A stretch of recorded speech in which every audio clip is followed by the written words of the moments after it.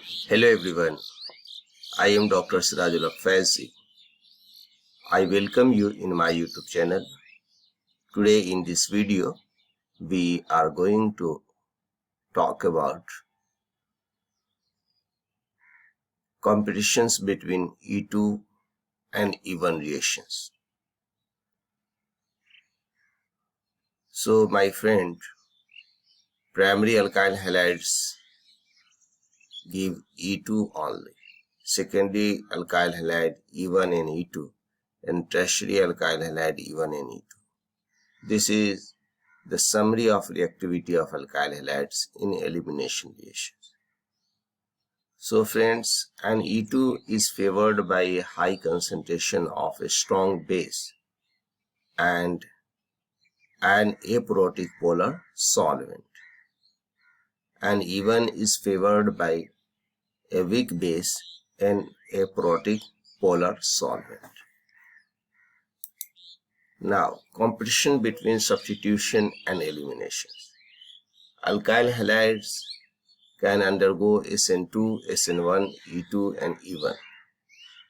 Decide whether the reaction conditions favor Sn2 or E2 or Sn1, E1. Sn2, E2 reactions are favored by a high concentration of a good nucleophile or a strong base. Sn1 or E1 reactions are favored by poor nucleophile, weak base. So decide how much of the product will be the substitution product and how much of the product will be the elimination product.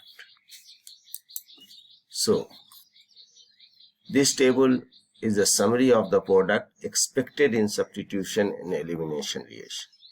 Primary alkyl halides Sn2 versus E2. Primarily substitution unless there is a steric hindrance in the alkyl halides or nucleophile, in which case elimination is favored. Sn1 versus E1 cannot undergo Sn1 and E1 reactions. Now, secondary alkyl halide, both substitution and elimination. The stronger and bulkier the base, the higher the temperature, the greater the percentage of eliminations. And Sn1 versus E1, both substitution and eliminations. Tertiary alkyl halides, only eliminations, both substitution and eliminations. So here the comparisons of second stereochemistry of substitution and elimination reaction. Sn1, both stereoisomers RNS are formed more inverted than retained. Even both E and Z stereoisomers are formed, more of the stereoisomers with the bulkiest group on opposite side of the double bond. And Sn2, only the inverted product is formed.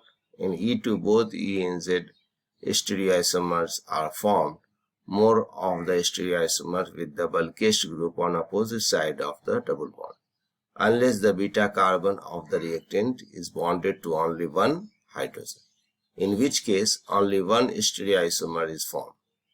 Its configuration depends on the configuration of the reactant. Now friends, a bulkier or bulky alkyl halide or sterically hindered nucleophile encourage elimination over substitutions. You can see in these reactions, the primary alkyl halide is sterically hindered. So 60% 2-methyl propene. Here you can see the nucleophile is sterically hindered. So 85% 150 and only 15% substitution product. So it depends on the Statically hindered nucleophile. Now, a strong or bulky base encourages elimination over substitution. A secondary alkyl halide, a strong base favor the eliminations products. You can see only 25% and 75% propane. 2-chloropropane, here a weak base favor the substitution product. You see 100%. Now tertiary alkyl halides undergo only elimination under Sn2 or E2 conditions. And this is important for your JAM or NET examinations. So a tertiary alkyl halides, it gives 100% elimination product.